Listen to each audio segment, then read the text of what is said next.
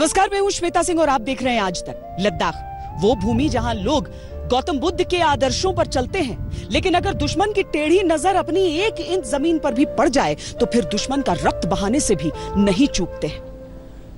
अब देखिए, यह त्रासदी है कि एक सीमा लद्दाख की लगती है पाकिस्तान से, दूसरी तरफ है चीन का विश्वासघात यानी करगिल की पहाड़ियां, जहां कभी वो युद्ध लड़ा गया था, आज लाइन ऑफ एक्चुअल कंट्रोल। लेकिन इस सब के बीच इस जगह ने अपने शौर्य, देश के प्रति अपने समर्पण से कभी समझौता नहीं किया है।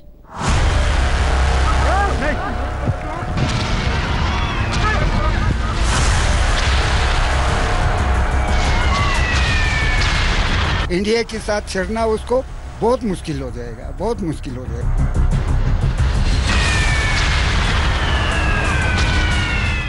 उसको चका चूड़ा सकता था। वो 62 का इंडिया नहीं रहा अभी।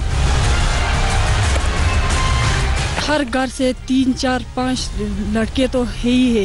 इंशाल्लाह अगर जरूरत पड़े तो हम भी तैयार हैं अपने देश के। ये हमारा हिंदुस्तान का है, हिंदुस्तान का रहेंगे। लद्दाख में भारत की भूमि पर आंख उठाकर देखने वालों को करारा जवाब मिला है। जनता को आश्वस्त करना चाहता हूं कि मोदी जी के नेतृत्व में दोनों जंग जीतेंगे।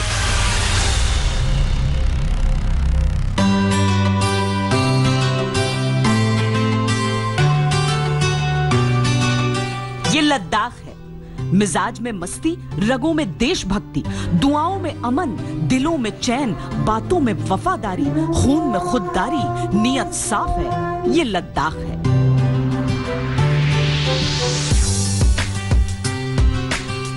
शायरों ने जिसे चांद की धरती कहा, जज्बातों ने जिसमें चांद का टूटा हिस्सा देखा, आध्यात्म ने जिसे अपना अंतिम पड़ाव माना, सदियों से भी पुराना जिसका इतिहास है, ये लद्दाख है।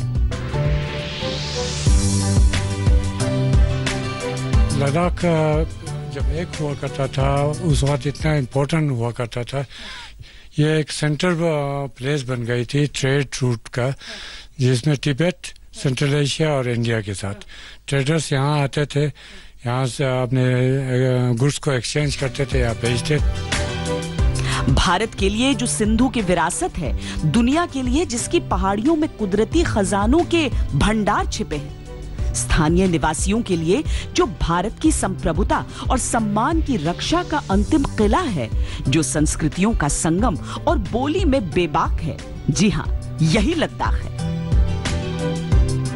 आपको अभी कैसा लगता है जब चाइना बोलता है कि नहीं, ये हमारा है, हमारे हिस्से में? बिल्कुल नहीं है चाइना का, ये लद्दाख ये हमारा हिंदुस्तान का है, हिंदुस्तान का रहेंगे। और हम लद्दाखी भी इसके पीछे बहुत जोर लगाएंगे। अगर चाहे तो हम आर्मी के साथ शाना बशाना करके हम उस जगह को लेने के लिए वॉलंटियरली तैयार हैं। जहां जीवन सरल है, वहां फिर उसके हिस्से में इतना संघर्ष क्यों है?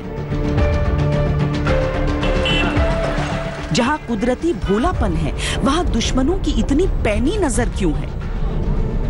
जो जमीन पेड़ पौधे तक नहीं उगाती, उस जमीन पर शत्रु के विश्वासघाती मंसूबों की खरपतवार इतनी ऊंची क्यों उगाई है?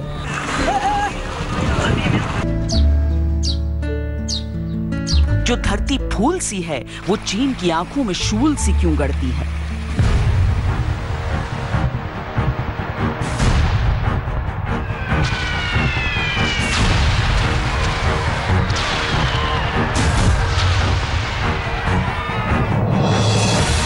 लद्दाख की जमीन पर खड़े होकर लद्दाख के लोगों की जुबान से लद्दाख की वो कहानी सुनाएंगे जो किताबों में कहीं लिखी नहीं गई, लेकिन वो लद्दाख का असली सच है। लद्दाख के दिल की वो धड़कन सुनाएंगे जिसमें हर धड़कन के साथ हिंदुस्तान के लिए दुआ निकलती है। वो जज्बा दिखाएंगे लद्दाख का, जहां देश की बात आते ही बूढ़ी आंखों की चमक बढ़ जाती है। लाइन ऑफ एक्चुअल कंट्रोल पर जिस इलाके में हमारे सैनिक इस समय मुस्तैद हैं, बहुत ही दुर्गम इलाका है, बहुत विषम वहां की परिस्थितियां होती हैं। चूंकि जो पहाड़ होते हैं वहां पर एक तो ऊंची चोटियों पर बर्फ पड़े हुए, जो नदियां हैं उनका पानी बिल्कुल बर्फ सा ठंडा, और पेड़ पौधों के नाम पर कुछ भी नहीं।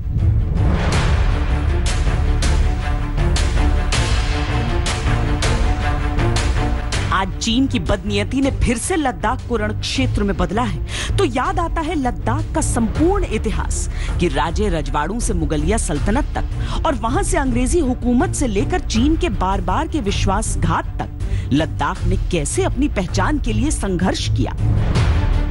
वो किस्से लोगों की जुबान पर आज भी हैं। एक किस्सा खुलता है 58 साल पहले का, साल 1962 और चीन के निशाने पर देश के कई हिस्सों समेत लद्दाख। 1962 के भारत चीन युद्ध में क्या हुआ वो हर कोई जानता है, लेकिन भारत की तरफ से वो युद्ध कैसे लड़ा गया इसकी बहुत सी बातें आज भी कोई नहीं जानता।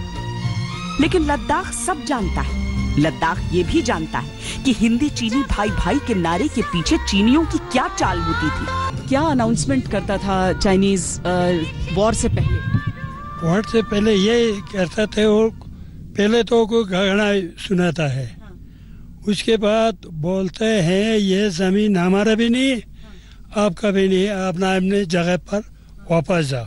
अच्छा। हाँ, और हमारी जमीन पर आकर वो ये गाने बजाते। हाँ, वो उनका गाड़ी चल के वो बोलता है। हिंदी फिल्म का गाना बजता था? बजता तो था। हाँ, हाँ वही फिल्म का। हिंदी फिल्म। हाँ। चीनी सैनिक पेट्रोलिंग की गाड़ियों में हिंदी गाने बजाकर दोस्ती की बाहें फैलाकर साजिश का खंजर चुभोते थे और जब तक हमला बोल नहीं दिया तब तक तेज रफ्तार से वापस लौटने का सिलसिला जारी रखा। लद्दाख के दुर्गम क्षेत्रों में रास्ते तब तक बने नहीं थे। हम लगातार हमारे दो आदमी के बीच में एक घोड़ा मिलता था सवारी के लिए, तो वो 1 घंटा वो चलना, 1 घंटा हम पैदल चलना, जहाँ हमारा पानी के किनारे पहुंचा तो वो रुकना, फिर दोनों चढ़ के पानी क्रॉस करता था। पानी जो है हम क्या करता था, दिन में 25-26 क्रॉसिंग होता था, तो कभी कभी जो है थोड़ा पानी रहता तो हम क्रॉस कर लेता था जूता के सामने रफल लेके 50 रोन भी उठाकर, तो हम चला। हमारा नेहरू जी चाइनीज में गया था बीजिंग, वहाँ चोलनाई जी था, उनके साथ बातचीत कर रहा था तो वहाँ नारे लग रहा था हिंदू चीना भाई भाई। तो उस टाइम फिर भी जो अमूमन होना चाहिए डिफेंस हमारा ठीक था, लेकिन जब नेहरू जी वापस आया उसने अचानक हमला कर दिया। परी कथाओं जैसे पात्र थे लद्दाख के लोग, जिनकी जिंदगी में चीन 1962 में विलेन की तरह आया। चीन का एजेंडा क्लियर था, भारत की तरफ से राजनीतिक तौर पर असमंजस और रणनीतिक तौर पर सामंजस्य की भारी कमी थी। उसके ऊपर से हथियारों की स्थिति और भी नाजुक थी। आप लोग के पास कैसी गोली, राइफल, कैसे हथियार होते? नहीं, थ्री था सर, और कुछ नहीं था। वो 300 गाड़ी चलता है, उससे आगे चलता नहीं। मोटर था जग बस वहाँ एमुनेशन भी कम होगा सब। चाइना क्या लेकर आता था, कैसी बंदूक? चाइना तो ऑटोमेटिक ऑलरेडी उनके पास होता ही सब, उनका पॉपुलेशन बहुत होता है कि फौजी जो सिविल ज्यादा आता है उसके साथ। तो हमारे पास क्या था, 3 एक बार काक किया, लगाया, फिर बड़े हथियार हमारे पास उस टाइम होता है LMG लाइट मशीन गन, और दूसरा होता है 2 इंच मोटर, जो एक मोटर होता है, वो चीज था हमारा।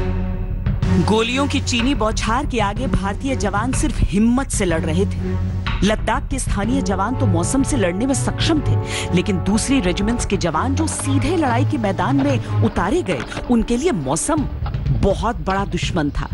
माइनस का तापमान, सूती वर्दी, कैनवस के जूते और ठंडे ट्रिगर पर जमी उंगलियां।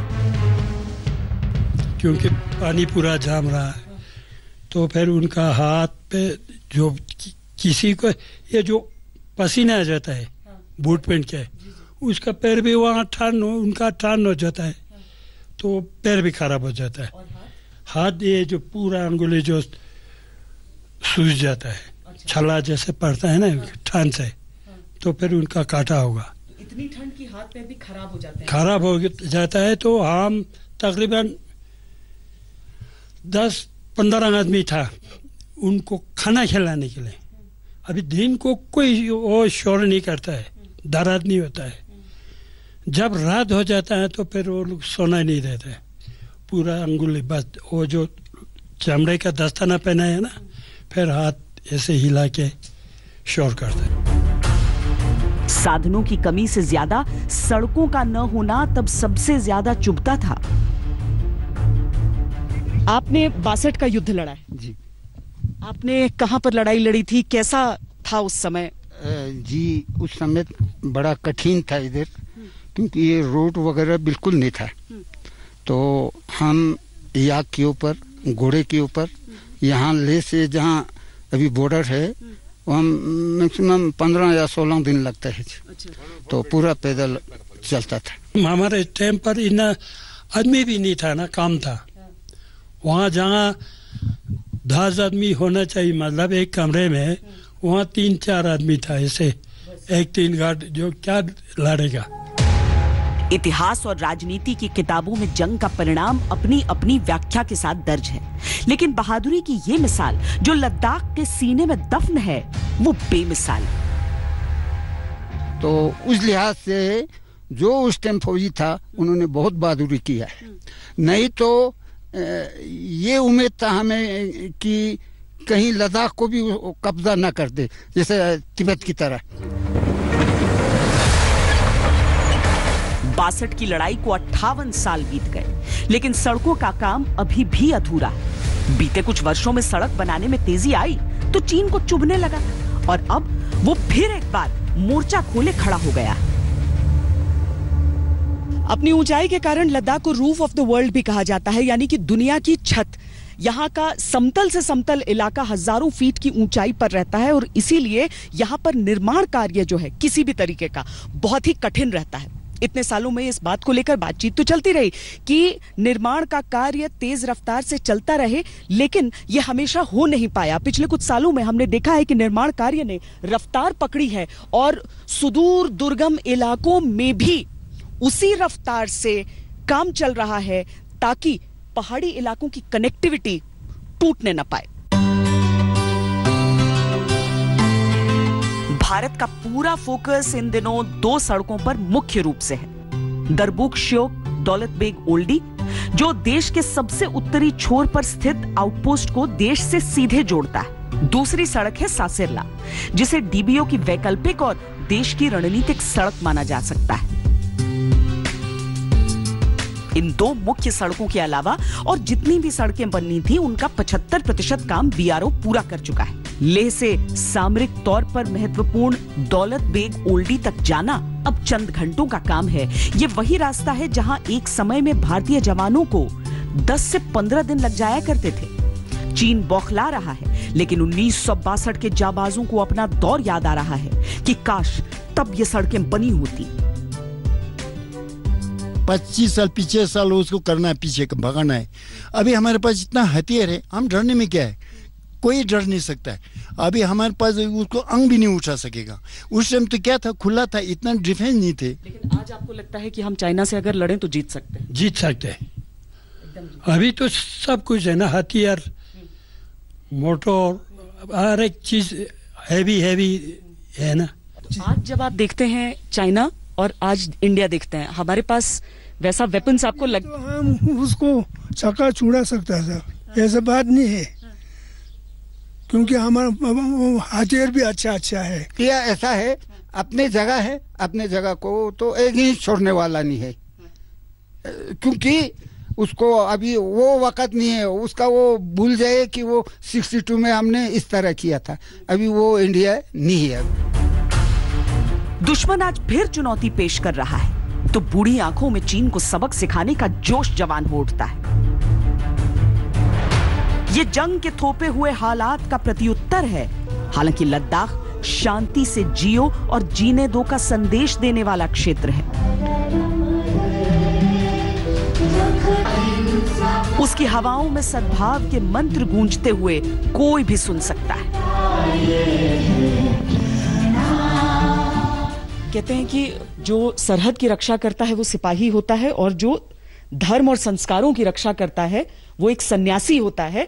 और गुरुजी, तूने तो दोनों की रक्षा की है, और अब धर्म, संस्कार, शांति सबकी रक्षा करते हुए आज ये प्रार्थना, इसमें लद्दाख क्या चाह रहा है, देश क्या चाह रहा है, मानवता क्या चाह रही है? जी, सभी लोग, चाहे हमें हो, लद्दाखी हो या हमारे देश की हो, असल में तो सब शांति ही चाहते हैं। तो हमारा यही प्रार्थना है कि हमारे देशवासी सब शांति से, आनंद से, सुरक्षित रहिए।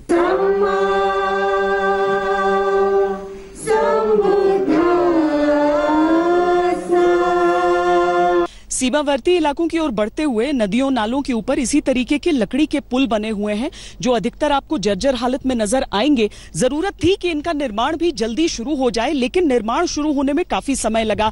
अब आगे वाले इलाकों में लकड़ी के पुलों को हटाकर परमानेंट स्ट्रक्चर ज्यादा बनाए जा रहे हैं। बाकिर, आप यहीं पर आपका पूरा बचपन बीता है, किस तरीके से बदलाव आप देख रहे हैं पुलों? जिस तरह पहले यहाँ पर ज़रूरत कम था, क्योंकि गाड़ी वाड़ी नहीं थे, तो लोग जो है अगर मार्केट या कहीं जाना होगा, कुछ सामान लेना होगा, खासकर घोड़े या बाकी चीज़ों भी लेते थे, तो लकड़ी के पुल से काम चल जाते थे। अभी आप जितना ज़रूरत लोगों की बढ़ गई, गाड़ियाँ आ गई, एडवांस हो गया, तो अभी खासकर आर्मी भी अभी जो पुल अभी यूज़ हो रहा है, बहुत सारे बड़े बड़े टैंक्स आ रहा है, बड़े बड़े वेपन्स आ रहा है, तो इसके लिए ये पुल अभी काम नहीं चलेगा, क्योंकि इसलिए आप गवर्नमेंट और आर्मी के दोनों के उसमें ये बड़े बड़े पुल बन रहे हैं, परमानेंट स्ट्रक्चर्स बन रहे हैं। और यही चीजें चीन को एक्चुअली चुप भी रही हैं। अगर आप सीमा के नजदीक ऐसी चीजें करते हैं तो देखिए, ये इस तरह के पुल के हालात इस तरीके से नहीं चला जा सकता। नदियों नालों पर इस तरह के अगर पुल हो, लेकिन अब निर्माण शुरू हो चुका है।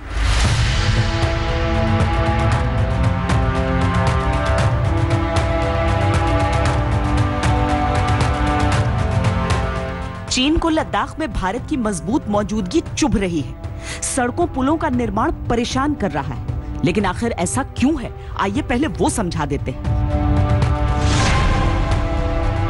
लद्दाख के पश्चिम में जम्मू कश्मीर है, उत्तर में गिलगिट बल्टिस्तान, जहां पाकिस्तान ने चीन की गुलामी मान रखी है। इसी के दूसरी तरफ है पूर्वी तुर्किस्तान, जिस पर चीन ने कब्जा कर लिया है और उसे अब शिनजियांग प्रांत कहा जाता है। पूरब में तिब्बत है, जहां चीन का कब्जा पहले से है। दक्षिण में है हिमाचल प्रदेश।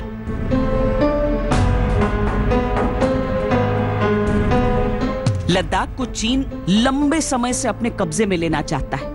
पहले उसकी मंशा ये थी कि कारोबार के लिए सिल्क रूट बनाने का उसका सपना पूरा हो जाए। अब सामरिक दृष्टि से भारत पर उसका पलड़ा बेहद भारी हो जाना ही उसके सपनों में शुमार हो गया है। चीन के लिए लद्दाख उसके कुचक्र का हिस्सा भर हो सकता है, लेकिन लद्दाख के वासियों के लिए यह स्वाभिमान का प्रश्न है।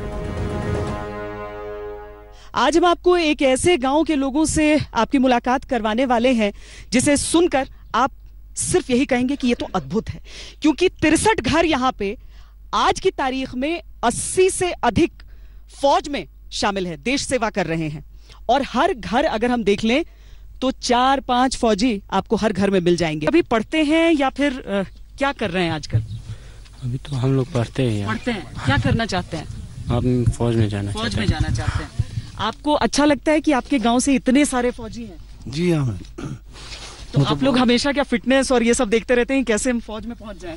हाँ मैम, यही हम तो उम्मीद करते हैं कि फौज में जाने। घर से हैं और लोग फौज में? हाँ हैं। अच्छा, आप बताइए, आपके भी? हाँ मैम, घर से हैं लोग? हाँ सर। आप बताएं, आपके घर से कौन है? मेरा बस एक भाई है, बड़ा भाई। अच्छा, वो फौज में है जी, सर्व कर रहे हैं। कैसा लगता है आप लोगों को, कैसा गर्व होता है? बिल्कुल फकीर, मतलब थोड़ा हम लोग ऐसे मतलब खुशहाल होता है। यही है मैम जी। मतलब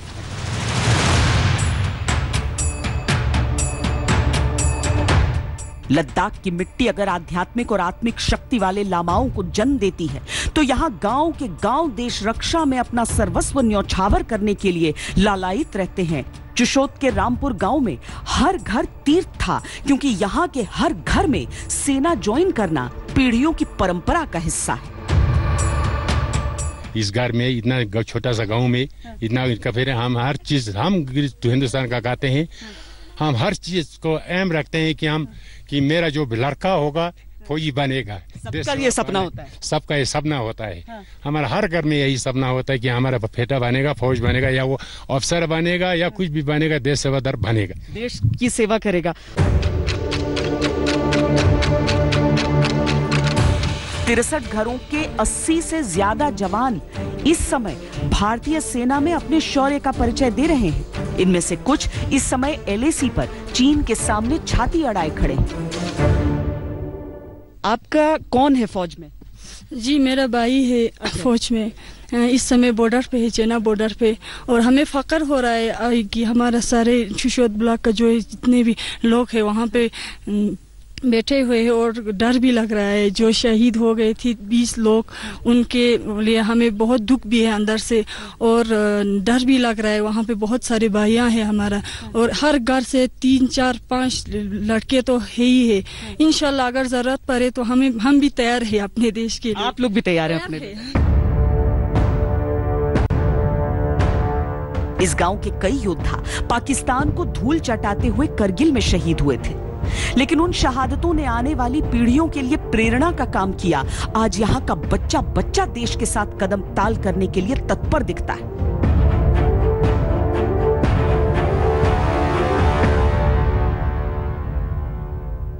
आपके दादाजी शहीद हुए इसमें? हाँ जी, 62 के युद्ध में। हाँ जी। और घर से कौन कौन रहा फौज में? हमारे खानदान में पूरा 12 या 13 आर्मी में है जी। तो हमें बहुत फख्र है कि हमारे खानदान से इतना देश की सेवा करने के लिए आर्मी ज्वाइन किया हुआ है। हाँ। तो मैं भी जाना चाहता हूँ, लेकिन घर में भी एक लड़के का जरूरत पड़ता है। अच्छा। तो इसीलिए मैं आपके भाई हैं? और हाँ मेरे भाई है, हाँ है फौज में, और 2 भाई शहीद हुआ है। कहाँ पर? ये इधर ही कारगिल वार में। हाँ भाई शहीद हुए। और अगर हम उस हिसाब से देखें तो हम अपनी सभ्यता की गोद में खड़े हैं। सिंधु नदी में तमाम नदियां आकर, जो सहायक नदियां हैं, आकर मिलती हैं। हालांकि चीन से आते हुए ये भारत के कुछ हिस्सों को सींचते हुए आगे पाकिस्तान में जाकर प्रवेश कर जाता है, लेकिन पौराणिक काल से ही इस नदी का महत्व ऐसा है कि इन्हें महानदी का दर्जा हासिल है।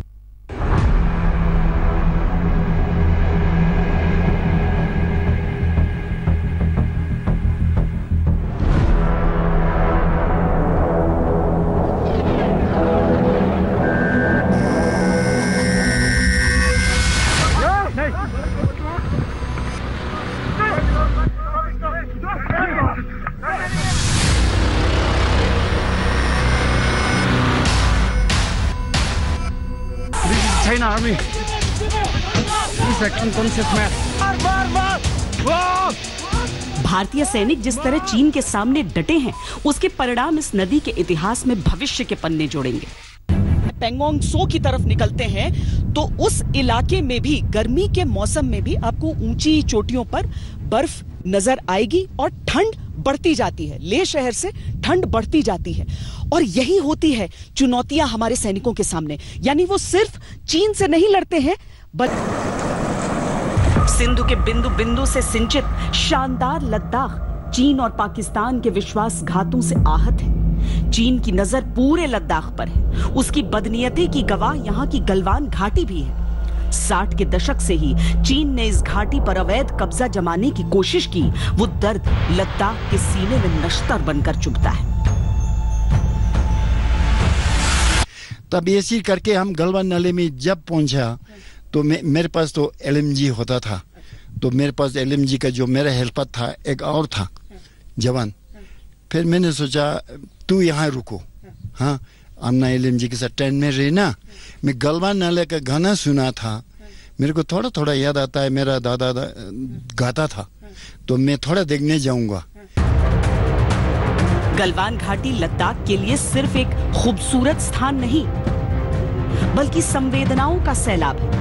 उसकी यादें गीतों से झलकती हैं। दर्द बढ़ता है तो गलवान का गीत लद्दाख में गूंज उठता है।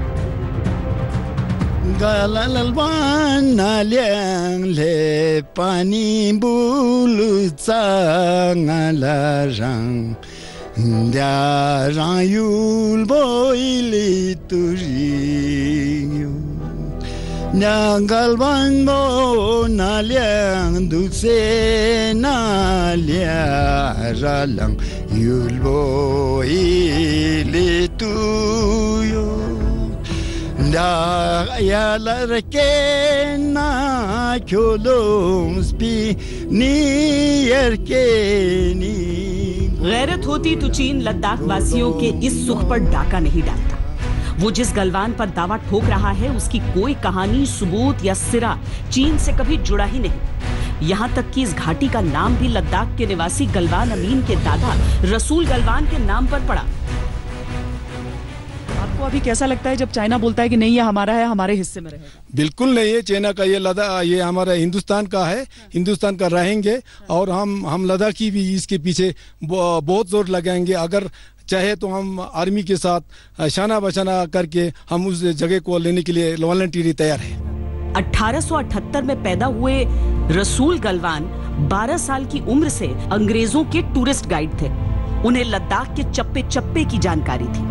1899 में गाइड गुलाम रसूल ने अंग्रेजों के एक दल की जान बचाने के लिए इस घाटी का प्रयोग किया। इससे पहले यह घाटी लोगों की नजरों से ओझल थी।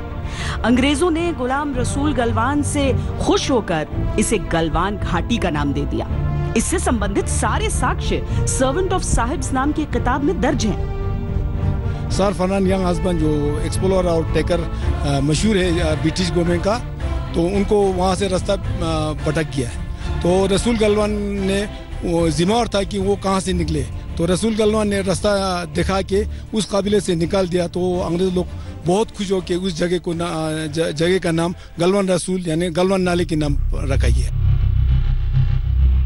ऐसा हो नहीं सकता कि गलवान की ये कहानी चीन को मालूम न हो, लेकिन जब जमीन पर कब्जे की खोट वाली नियत हो तो दावा चीन जैसा हो ही जाता है। चीन ने जहां अब तक कब्जा किया है उन जगहों को जिंदा नर्क या अपनी महत्वाकांक्षाओं की कचरा फैक्ट्री में तब्दील कर दिया है। गलवान को उसके विनाशकारी पंजों से बचाना इसीलिए भी जरूरी है क्योंकि इसकी संरचना ईश्वरीय वरदान से लिखी, इसकी सुंदरता परीलोक जैसी।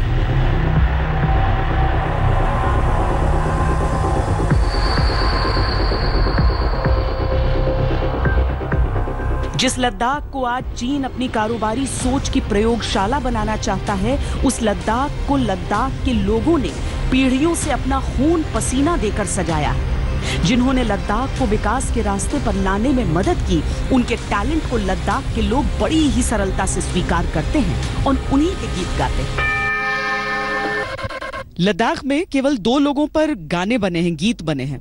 उनमें से एक है वो व्यक्ति जिन्होंने लद्दाख की कठिन परिस्थितियों में एक जगह से दूसरी जगह जाने के रास्ते को आसान किया, या यूं कहें कि रास्तों को बनाया। मुंशी अली, उनके नाम पर गाने भी हैं और ऐसा समझिए कि डीबीओ की अगर हम आज बात करते हैं तो वहां तक की सड़क की सोच हो या उसका निर्माण हो, उसमें वो लगे रहे। उनके पोते हैं आप या तो कैसे हुआ था ये तो बहुत बहुत ऊंचाई वाला इलाका है, बहुत कठिन है वहां पर रोड बनाना। हाँ बिल्कुल, इससे हो जाए कि वहाँ अभी जो पहले वो दौलत बेग घोड़े पे जाते थे, वहाँ सामान लेते थे। जो वहाँ गया उनको पता है कि वो रोड किस तरह बना है। कहते हैं वहाँ पहाड़ पे सुराख बना के वहाँ सरिया लगा के फिर उसके ऊपर पत्थर बिछा के वहाँ रोड, अभी भी वो रोड तैयार है। वहाँ उनका नाम भी लिखा हुआ है। ऐसे है। तो यहाँ पर लोगों को दिक्कत इस बात पे आती थी कि एक जगह से दूसरी जगह आप जाएं, लोग बता रहे हैं कि 2-2 महीने लग जाते थे आने जाने में ही, तो इसीलिए वो हीरो रहे यहाँ के लोकल लोग। वही एक कहते हैं लोकल एक कॉन्ट्रैक्ट ठेकेदार था, उसी ने ये सारा नुब्रा श्रीनगर रोड वो दौलत बेग को बनाया है। ये आप बीआरओ से पहले की बता, मतलब बीआरओ के साथ साथ उनकी भी मदद करते थे, कैसे होता था ये? किसके से ये बीआरओ में थे या मतलब लोकल आर्किटेक्ट थे, लोकल दिमाग था जो कि उनकी भी मदद कर रहा? हाँ लोकल थे, ये सारा काम वो लोकल ही करते थे। हाँ। जी हाँ, तो श्रीनगर से लेके यहाँ तक की भी हाँ उस रोड में भी उनका है जनाब। और श्रीनगर में भी उनका रोड जिस वक्त बनाया उन्होंने बनाया है। वहाँ को एक पहाड़ पे लिखा भी है उनका नाम, वहाँ भी लिखा उन्होंने सनाइदना में रोड बनाया, वो भी वहाँ अभी भी है। आजादी के बाद वो शुरू कर दिया था? हाँ इसके बाद शुरू 47 तो, लेकिन 62 के टाइम थोड़ी देर रुका होगा कामकाज इस पर? हाँ इसके बाद तो फिर सिलसिला जारी रहा होगा। लद्दाख ने एक बहुत लंबा संघर्ष देखा है, क्योंकि यहाँ की खूबसूरती ऐसी है कि हर चालबाज देश अपनी निगाहें यहाँ पर लगा लेता है, लेकिन यहाँ के जो आम लोग भी हैं वो अपने दिलों में अपने इतिहास को संजो कर रखते हैं। ये म्यूजियम भव्य नहीं है, शायद बहुत कम लोग ही यहाँ तक आ पाते होंगे, लेकिन इसके अंदर हर फ्रेम के भीतर जो यादें समेट कर रखी गई हैं वो अनमोल है। लद्दाख के लोग दुनिया से ज्यादा कुछ मांगते नहीं, लेकिन अपनी छोटी से छोटी उपलब्धि या कोशिश पर गर्व करना भी नहीं भूलते। ये म्यूजियम मोहम्मद दीन खान संचालित करते हैं। इसमें उन्होंने कम से कम 200 साल के लद्दाख से जुड़े दस्तावेजों और तस्वीरों को संग्रहित किया है। ये देखिए 1948 जब पहली बार डकोटा विमान यहाँ पर लैंड किया था, क्या उस वक्त हम तो शायद पैदा भी नहीं हुए थे। उस वक्त जो हमारे बुजुर्ग को कहते हैं कि सब लोग दौड़ के गए यहाँ से। अच्छा। कुछ आते हुए देखा और सब ने सोचा कोई जानवर है। अच्छा। तो बहुत सारे घास भी ले गए, बहुत कुछ पानी भी लेके गए। हाँ। उनको पिलाने के लिए। अच्छा, ऐसी मेहमान नवाजी होती है लद्दाख में। ये चीज है, कोई भी चीज हो ना उसको वेलकम करते हैं। ये लद्दाख की मासूमियत है जिसने दुनियादारी के छल प्रपंचों से इतना संबंध कभी रखा ही नहीं था कि वो एक विमान को मशीन मानते। वैसे दीवार पर साधारण लगी ब्लैक एंड व्हाइट ये तस्वीर इतिहास के एक उस पन्ने को खोलती है जिसमें चीन की ही तरह पाकिस्तान के विश्वासघात की कहानी दर्ज है। लद्दाख उसका गवाह रहा।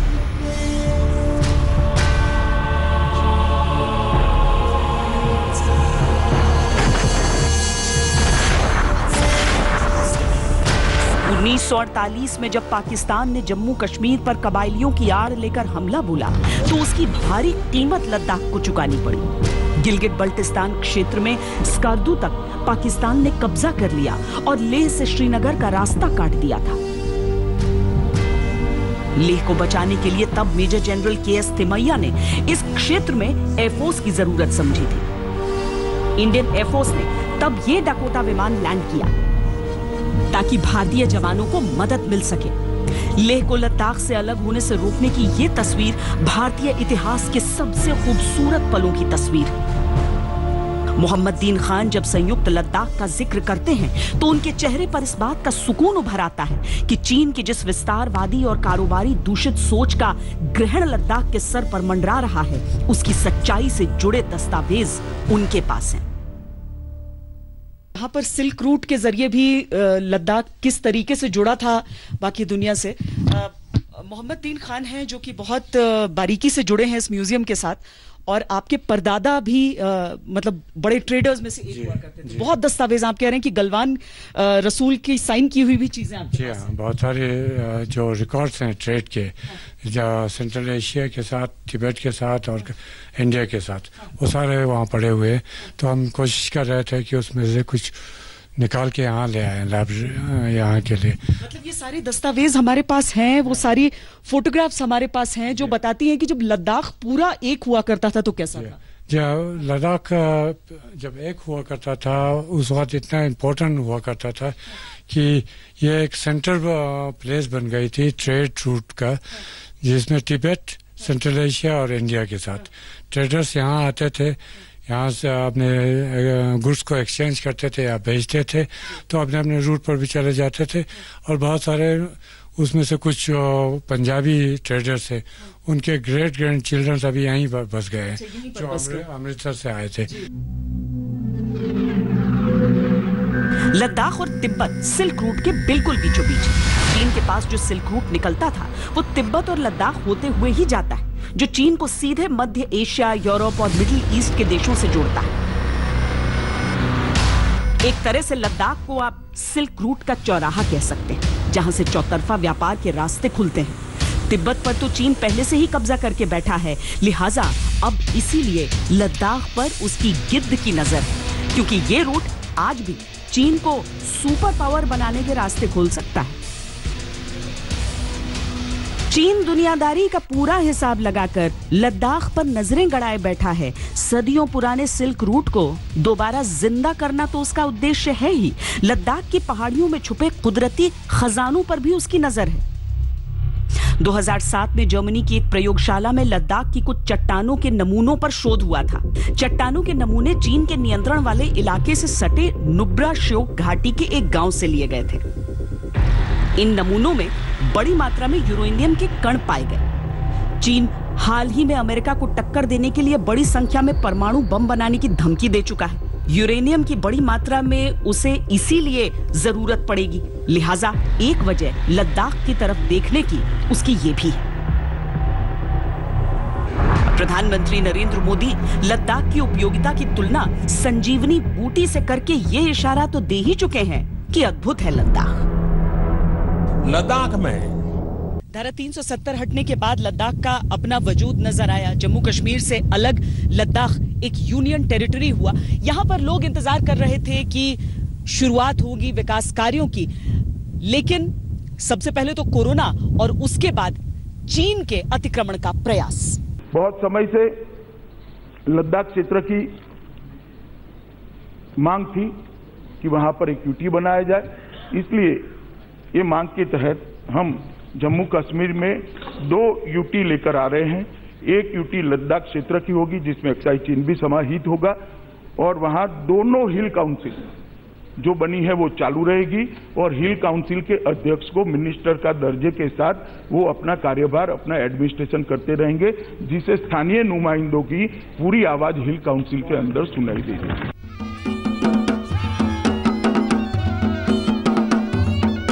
इस ऐलान के बाद लद्दाख में खूब जश्न मना, लेकिन लद्दाख पर बदनीयती रखने वाले चीन ने तब भी इस पर गैर जरूरी आपत्ति जताकर अपनी कुटिलता जाहिर की थी। आज जब चीन ने फिर लद्दाख पर नजरें उठाई हैं, तो देश के साथ साथ पूरा लद्दाख एकजुट है। साफ दिल और कोमल भावनाएं लद्दाख के लोगों का चरित्र हैं, लेकिन संघर्ष की स्थिति में उनके जैसे जीवट वाले योद्धा भी कम ही मिलते हैं। लद्दाख में जीवन और उनकी सभ्यता के निशान सिंधु घाटी की सभ्यता की तरह ही प्राचीन हैं। पहली सदी में कुषाण राजवंश के शासन से लेकर 19वीं सदी में डोगरा राजवंश तक, और फिर आजादी के बाद की परिस्थितियों में लद्दाख ने संघर्ष का लंबा दौर देखा है। संघर्ष के दौरान स्थितियों में बदलाव भले आया हो, लेकिन लद्दाख की मूल भावना कभी नहीं बदली।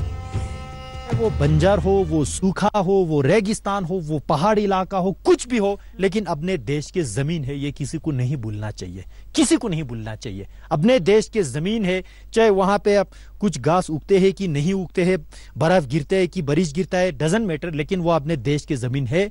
और इस देश के मिट्टी के साथ, इस देश के भूभाग के साथ, इस देश के जमीन के साथ किसी को इस तरह के स्टेटमेंट दे के देश के साथ, मैं इसको खाली स्टेटमेंट नहीं मानता हूं, ये देश के साथ गद्दारी में मानता हूं।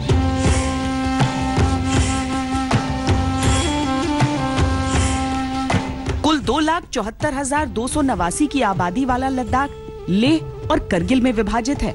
करगिल में 76.87% आबादी मुस्लिम है, लेह में 66.40% आबादी बौद्ध। लेकिन मजहबी मान्यताओं से अलग पूरे लद्दाख की आवाज एक है, और वो आवाज है देश की आवाज। चीन को लद्दाख की ये देशभक्ति बहुत अखरती है।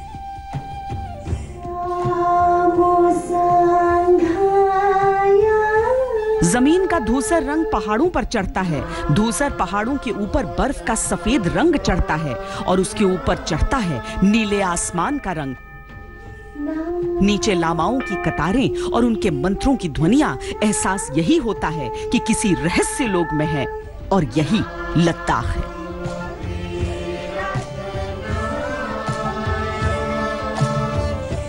लद्दाख का पूरा इतिहास, भूगोल कहता है कि चीन की एक एक चालबाजी में सिर्फ झूठ और झूठ घुला हुआ है। अभी के लिए इतना ही। कैमरा पर्सन सैयद मोहसिन और बाकिर के साथ श्वेता सिंह, लद्दाख आज तक। नमस्कार, मैं हूं अंजना ओम कश्यप। हमें उम्मीद है ये वीडियो आपको पसंद आया होगा। लेटेस्ट खबरों के लिए यूं ही देखते रहिए आज तक, और इस वीडियो के पसंद आने पर लाइक, शेयर एंड सब्सक्राइब करना ना भूलें।